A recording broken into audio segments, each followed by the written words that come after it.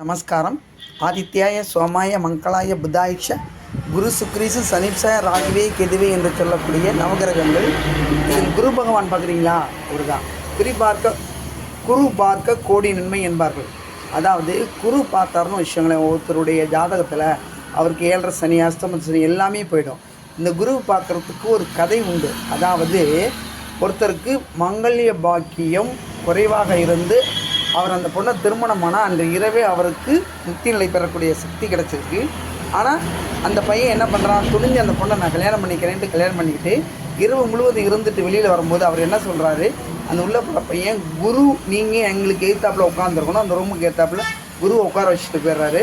இந்த குரு அவங்க வரும்போது இப்படியாப்பட்ட சூழ்நிலை வருவாங்களே நினச்சி வேதனைப்பட்டுக்கிட்டு இருக்காரு. ஆனால் வெளியில் வரும்போது 2 பேரும் மகிழ்ச்சியாக வந்தாங்க.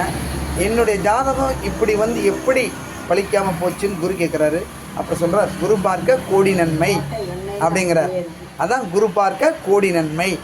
அப்போ குருவை பார்த்தோன்னா கோடி நன்மைகள் கிடைக்கும். நன்றிகள், வாழ்த்துக்கள்.